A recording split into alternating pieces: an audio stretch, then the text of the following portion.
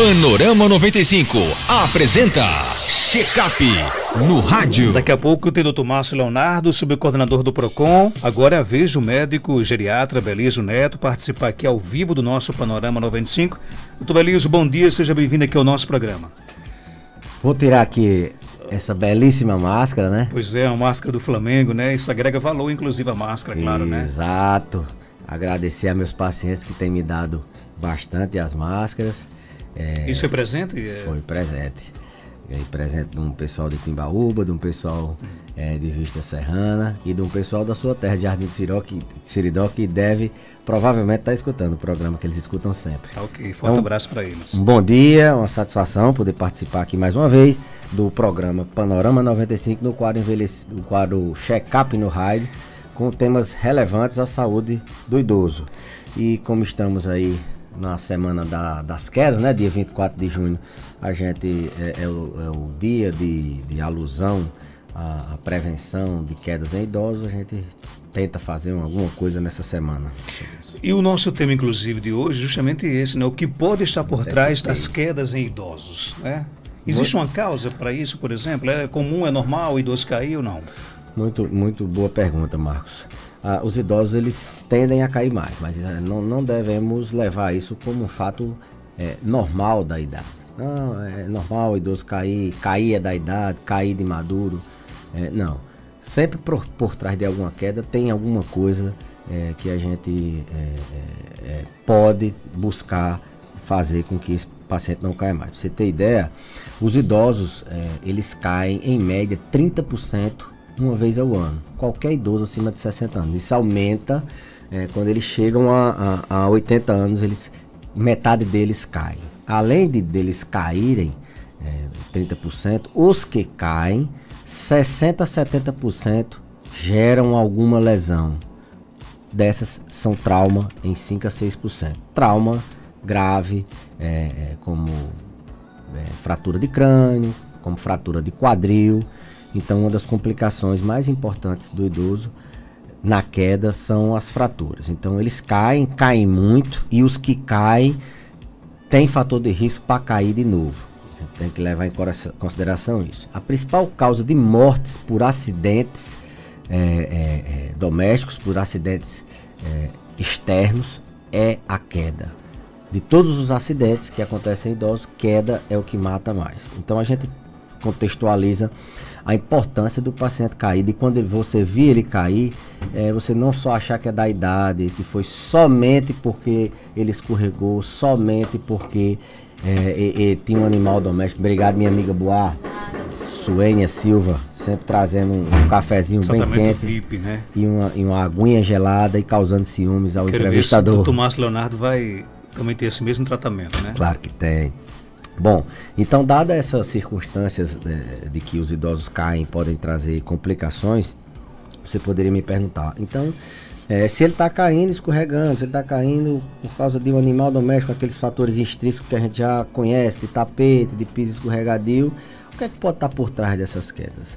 Na verdade, os idosos, eles caem fundamentalmente por fatores extrínsecos ou por fatores intrínsecos. Esses fatores ambientais de quedas por tapete, por escorregão, porque o piso está liso, eles acontecem de maneira em menor frequência. Eles caem mesmo por problemas orgânicos. Então, por isso que o tema foi o que é que está por trás das quedas.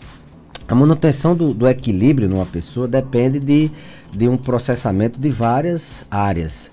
Ele depende da visão, depende de como está o centro de comando do equilíbrio central, o labirinto, a parte do cerebelo.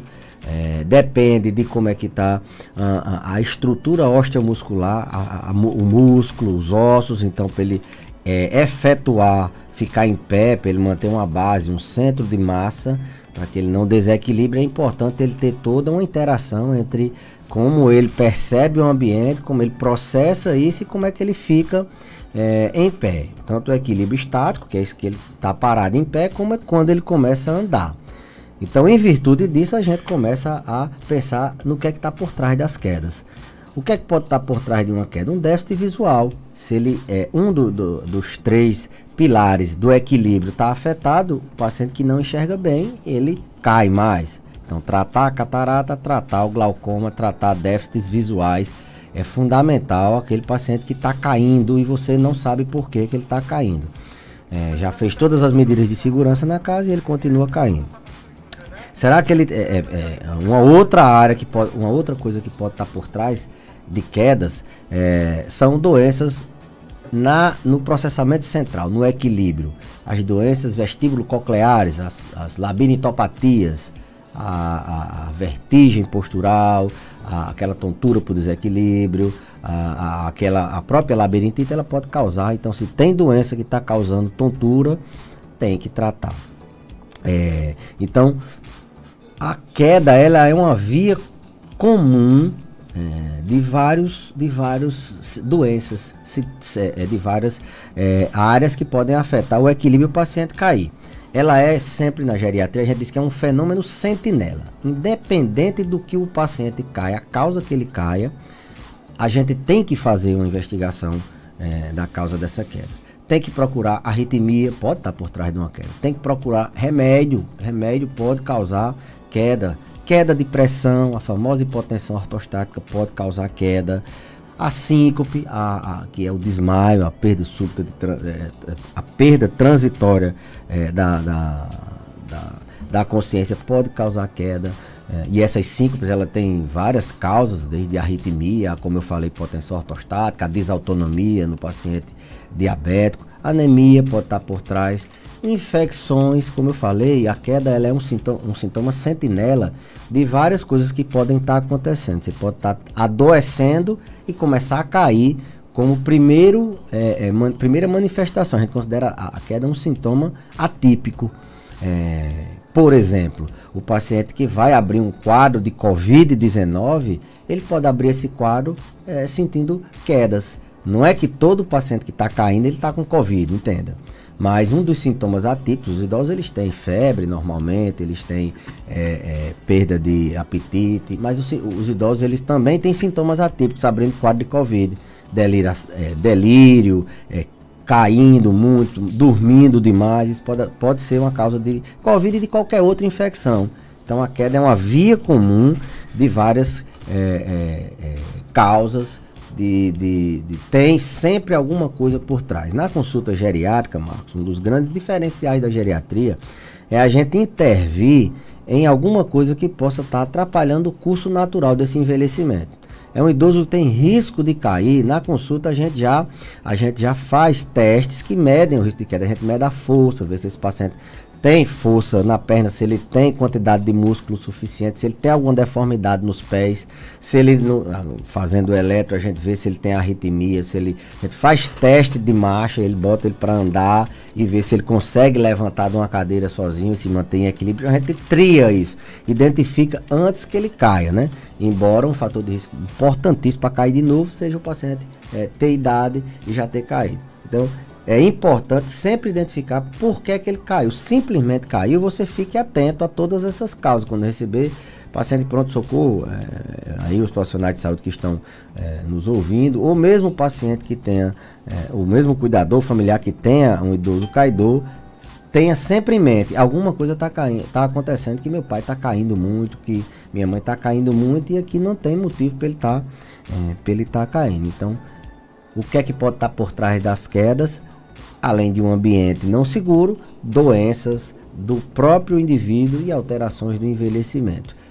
O que é que torna uma queda, digamos assim, mais grave para o idoso? Pronto. Alguns fatores colocam... A gente tem 2 perfis de idosos.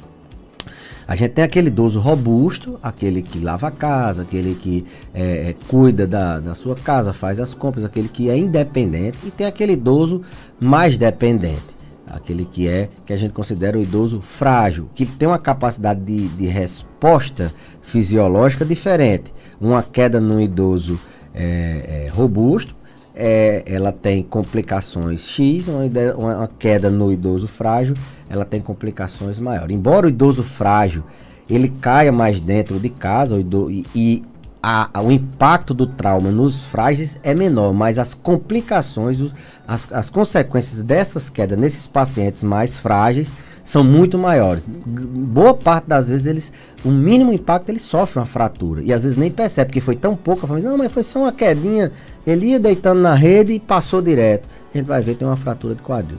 Então, o que é que transforma um idoso mais grave ou menos grave depois de uma queda? A complicação é a reserva dele. Se ele é um paciente de boa reserva, um idoso rígido, ou um idoso menos rígido, isso faz com que ele evolua de maneira melhor, com prognóstico bom. História prévia de outras quedas, se é aquele paciente que sempre cai, o risco dele cair e se complicar é muito maior, independente de ser frágil ou não. Uma outra coisa que passa despercebida é o fato do idoso morar só. O idoso que cai e mora sozinho, independente dele ser frágil ou não, o idoso que mora sozinho, ele se complica mais, porque ele não tem por quem chamar, às vezes ele não consegue se levantar, e isso pode ser um complicador. E quanto tempo mais ele ficar ali para que uma pessoa ache, isso complica mais ainda a vida dele. E as quedas sincopadas, são aquelas quedas por desmaio. Essas quedas geralmente dão complicações maiores. Então, quem é o idoso que vai ter mais risco de se dar mal numa queda, por mais que seja mínima? O frágil, o muito idoso, os que já caíram anteriormente, os que moram sozinhos, os que estão caindo por desmaio, esses são os que têm uma tendência maior a se complicar. O nosso amigo Jetson Santos parabeniza aqui o Dr. Belísio pelos esclarecimentos semanais a toda a população, com certeza de grande valia, e questiona, doutor, esclareça a relação de uma atividade diária do idoso com a prevenção de quedas. Se por base precisamos continuar preservando a autonomia do idoso e evitar cada vez mais deixar ele trancado em um quarto ou sempre deitado na rede? Olha, a pandemia tem nos ensinado muitas coisas, né? Somos seres sociais, isso é fato. Percebemos que somos seres sociais. E o idoso, esse que é sociável mesmo. Eu tenho relato de alguns pacientes que dizem, doutor, eu prefiro morrer a não poder dar um abraço ou um cheiro no meu filho. Lógico, a gente já desenvolveu alguns mecanismos de... Eles vestem uma capa de chuva daquelas, todo vestido de plástico, eles vão e abraçam o filho deles, o neto deles não tem problemas. Então, essa questão do idoso viver confinado, isso pode aumentar risco de não só de queda, mas de diversas doenças. A pergunta de Jetson, ela entra dá até um abraço para ele, agradecer aí as palavras elogiosas, mas a pergunta dele entra nas complicações das quedas. A fratura é o grande medo de complicação, mas a perda de funcionalidade, Marcos Dantas, é o maior medo. É aquele idoso que andava pouquinho, mas ele conseguia ter uma autonomia mínima, ele conseguia ir ao banheiro só, se alimentar só, ele conseguia dar uma caminhada dentro de casa, fazer alguma coisa. E aí depois que ele cai, ele perde atividade de vida diária, ele perde capacidade de independência e de autonomia. É uma das grandes complicações. Para você ter ideia, a síndrome pós-queda, o transtorno fóbico pós-queda, ou seja, aquele medo dele cair, depois que ele cai uma vez, limita muito, e é muito comum. 50% a 60% dos pacientes que caem, eles têm alguma consequência a longo prazo. Dor crônica é a mais comum, a gente falou semana passada. Idoso que cai, 60% a 70% deles ficam com alguma sequela de dor por muito tempo. Outra complicação, e dor limita a atividade de vida diária.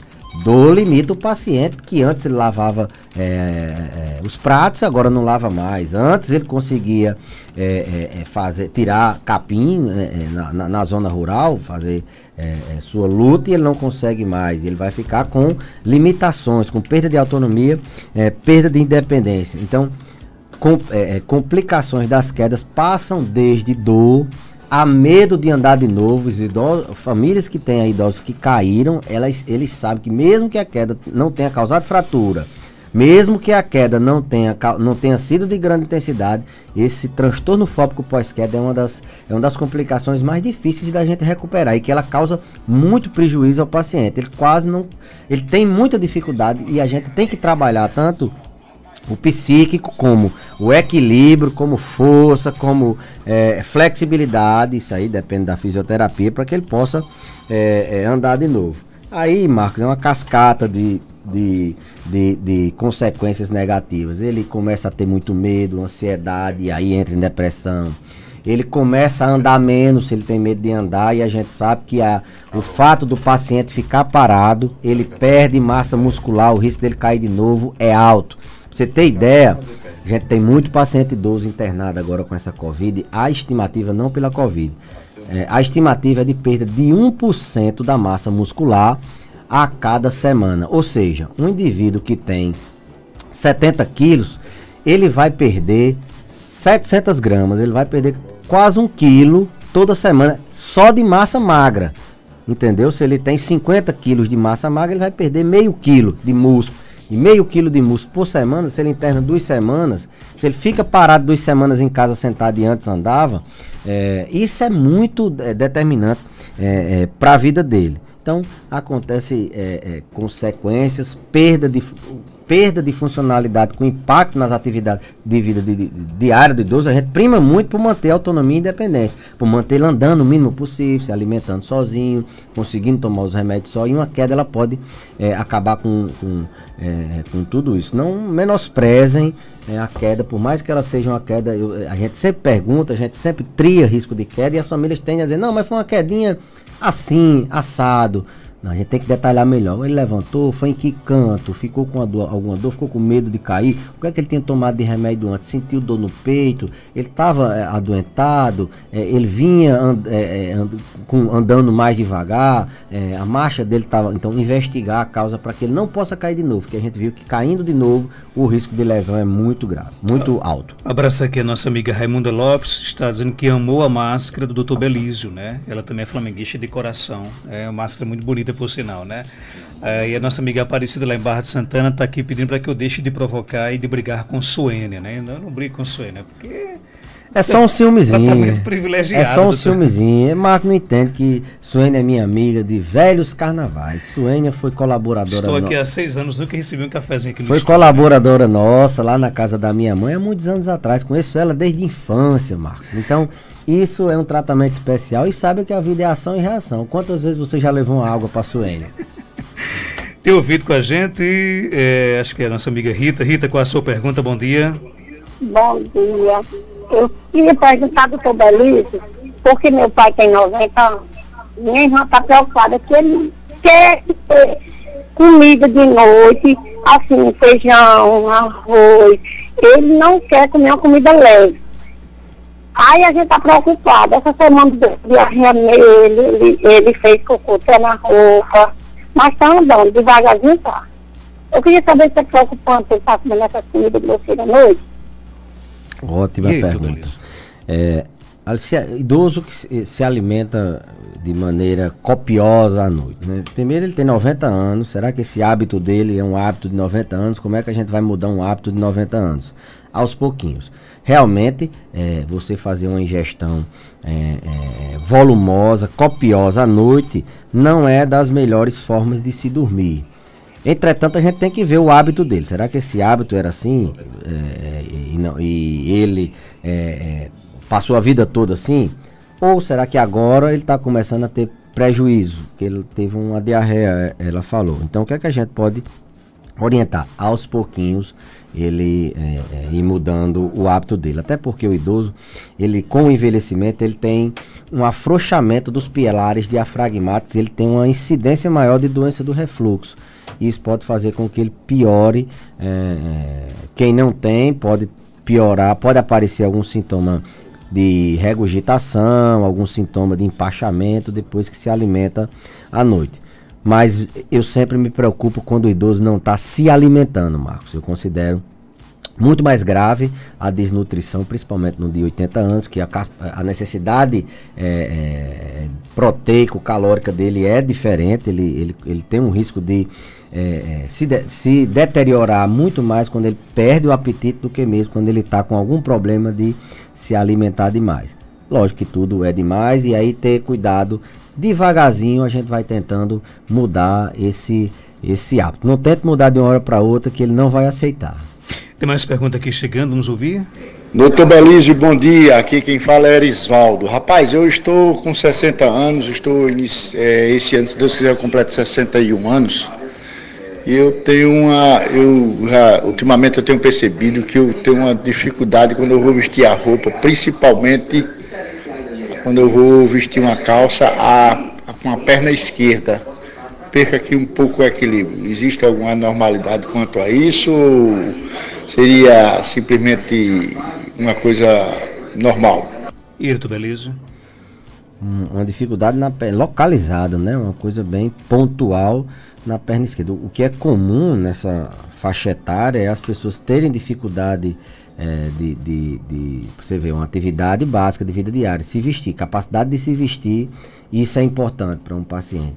O que é mais comum nesses pacientes é eles ficarem tontos quando movimenta a cabeça. Quando baixa a cabeça para vestir a roupa, a gente até orienta eles sentarem sempre para vestir a calça, vestir a blusa, porque se tentar em pé, eles têm um risco maior de ficarem tontos e cair, de queda de pressão e cair. Então a gente recomenda que eles sentem em uma cadeira. É muito mais comum uma tontura. Agora, em virtude de algum problema na perna esquerda, eu diria ao paciente que a gente teria que examinar melhor. Não tem assim uma doença que se localiza, a não ser que ele tenha alguma perda de força motora, alguma coisa de neurológica nessa área aí, ou dor, ou limitação por alguma deformidade articular, rigidez, mas teria que ser examinado, teria que pegar essa perna e fazer alguns exames para a gente ver. Uma das coisas que o paciente cai muito é porque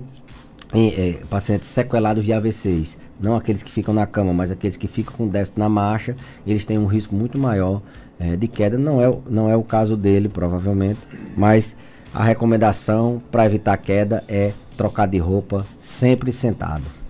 Tem uma pergunta aqui do nosso ouvinte: o idoso que tem 65 anos namora todos os dias, né? Aí falaram para ele que namorar todos os dias perde o zinco e pode contrair coronavírus. É verdade isso? Depende, se for com a mesma parceira, o risco é mínimo, né? Relação sexual na terceira idade, a gente tem que lembrar que nem sempre é aquela relação padrão de penetração. A sexualidade do idoso, ela deve sim ser estimulada, mas ela é um pouquinho diferente, com um abraço, com uma conversa, um carinho, não necessariamente, porque eles perdem naturalmente com o envelhecimento a capacidade de ter relações com penetração. Isso não é incomum. Então, nesse caso, o risco de coronavírus por transmitir, só se ele tiver diversos parceiros e não saibam desses parceiros, ou essas parceiras andem, mas com a própria companheira, tá liberado, ou com o próprio companheiro, está liberado.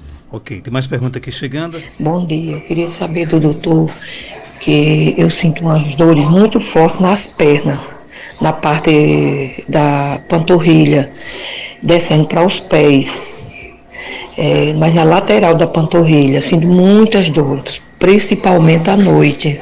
Queria saber o que é isso. O que é isso, doutor Belísio? Dor na panturrilha, ela tem duas vertentes, né? Aquela dor quando o paciente faz esforço e ele sente uma dor na panturrilha, ele tem que dar uma parada na caminhada. Isso é uma dor do tipo claudicação, geralmente associada por obstrução nas artérias que circulam na panturrilha em virtude de placa de gordura. Mesma coisa que acontece no coração. O coração, quando está com as artérias coronárias ocluindo, ele começa a doer, principalmente no esforço, é a dor de angina. Acontece do mesmo jeito na panturrilha. As artérias começam em pacientes diabéticos que têm taxa de colesterol alto, sedentário, aqueles que têm o perfil principal tabagista. O paciente tabagista, ele faz muito doença arterial obstrutiva periférica. Então, é um tipo de dor na panturrilha. É um tipo de dor comumente encontrada nesse perfil de paciente que é em virtude da oclusão da artéria e que dá a dor quando caminha, quando faz exercício. A dor dela, ela me disse que é noturna, provavelmente quando ela está em repouso na panturrilha. Nesses casos a gente teria que pesquisar outras causas. É uma dor do tipo cãibra, é uma dor persistente, é uma dor associada à queimação, à inquietação nas pernas. Também dor na musculatura, dor nos membros, sem articulação noturna, elas são muito comuns em pacientes que têm insuficiência, no caso, não mais arterial, mas insuficiência venosa. Pessoas que têm varizes, às vezes vistas a olho nu, ou têm dificuldade de circular esse sangue por varizes até internas, profundas, tem retorno venoso prejudicado. Então pode ser a circulação venosa que esteja prejudicada, mas pode ser outras causas. Se for um paciente diabético, pode ser uma dor por neuropatia diabética, por isso que eu reforcei se tem queimação, se tem dormência, formigamento, se tem inquietação. Então, na panturrilha, geralmente é por doenças circulatórias, mas pode ser também por sobrecarga. A gente, quando faz um exercício de panturrilha, acumula ácido úrico, a gente tem dor na panturrilha 2, 3 dias, um dia, 2 depois, então sobrecarga de esforço nessa panturrilha. Tem essas vertentes, mas é muito mais comum dor de origem vascular, ou arterial ou venosa. No caso dela, como é noturna, provavelmente venosa ou neuropática em virtude de alguma degeneração da inervação das pernas. Nesse caso, a gente não fala tanto a favor de ser osteomuscular. Geralmente a osteomuscular é mais em articulação, é joelho, a osteoarticular é mais no joelho, é mais no tornozelo, é mais no pé. Na panturrilha mesmo, ali só tem músculo. A gente tem que pensar nessas causas inicialmente. Tem mais perguntas chegando. O Marcos pergunta que é Lindalva, que eu estou me tratando com ele. Eu já, todo dia eu tomo para cair, mas não caí ainda não, mas tomo. Mas ele já foi dizendo para mim, quando eu saí do consultório, cuidado com queda. Aí às vezes eu penso que eu fico tonta por causa do medicamento Simbi. Ele acha que porque eu amanheço boazinha às vezes, mas depois que eu tomo o Simbi, eu tomo às 8 horas da manhã, depois do café. Aí não passa uma hora não, eu começo a ficar tonta. Mas eu não deixo de tomar não, eu estou tomando do jeito que ele botou, porque primeiramente Deus e depois ele, eu confio. Em Parelhas eu levei uma queda, quebrei o braço, depois levei outra, magoei, vim para cá. Daí o doutor Silvio disse, olha, se você magoar de novo, vai do jeito que eu tenho amputar. Talvez seja até esse medo, como ele está dizendo, que eu tenho medo de cair demais. Ontem eu tombei para cair, uma queda grande se eu tivesse levado, e hoje pela manhã já tombei de novo, querendo cair. Mas eu não sei o que é, não. Talvez seja eu tenho um fastio muito grande, esse vício que eu comi. E aí, doutor Belísio? Responde a nossa amiga Lindalva. Dona Lindalva, a gente pode até depois conversar melhor, porque, assim, o Simbi, ele não tem como um efeito adverso comum a tontura. Agora, a abstinência da duloxetina, que é o medicamento chamado Simbi, sim, o paciente às vezes ele pensa que tomou o remédio e esquece um dia, basta um dia ele achar que tomou e não tomou, ele tem tontura. A abstinência do Simbi dá muita tontura, mas ela relatou que é bem depois que toma o Simbi. A gente, por outro lado, tem uma máxima na geriatria, todo aquele efeito adverso depois da introdução de um medicamento, não necessariamente o fato dela tomar e sentir a tontura, a gente relaciona ao medicamento, mas faz tempo que ela toma, não sei se precisaria da gente revisar. Os idosos, eles têm um desequilíbrio, que eu acredito que seja o caso de Dona Lindalva, muito quando mudam de posição, quando eles levantam a cabeça, quando eles viram de vez ou quando eles levantam de vez. Isso é um tipo de tontura difícil da gente tratar, mas que a gente tenta treinar o paciente. Sempre que ele está sentado, que ele for levantar, ele contar até 30, rezar, fazer uma oração, para esperar o organismo se adaptar e depois ele andar. Ele não levantar e já sair andando. Eles caem muito por causa disso, que é uma alteração, um desequilíbrio postural que a gente tem que recomendar. Não sei se é o caso de Dona Lindalva, peço que ela entre em contato com a gente hoje, quando eu sair daqui, para a gente rever isso, assim, eu acho estranho porque eu já saio triando a queda, eu já saio tentando, se eu perceber que é de um medicamento, a gente já tenta trocar, já tenta. Então vamos ver a circunstância disso. Mas comumente a duloxetina não é um remédio que causa tontura usando ela. Agora, eu diria a abstinência, o fato de parar de usar um dia, o paciente sente tontura. Às vezes assim, tem dificuldade de pegar receita, às vezes pensa que tomou naquele hábito de tomar um remédio, está fazendo outra coisa, pensa que tomou, isso é comum. E aí as pessoas vão tomar no outro dia, é exatamente o tempo, 24 horas depois, que ele começa a sentir tontura. E no outro dia é quando ele acorda e vai tomar o remédio e está meio tonto e ele acha que é da tontura. Não estou dizendo que é o caso de Dona Lindalva, que ela detalhou bastante que não é bem assim. Mas isso acontece, é um efeito bem comum das pessoas que tomam duloxetina, sentir tontura. E observe se não é porque você um dia antes esqueceu, ou porque está sem tomar, porque não está com a receita, ou porque não pôde comprar agora, ou porque viajou e esqueceu de levar um remédio. É comum. Doutor Belísio, obrigado pela sua participação. Até terça-feira, se Deus quiser.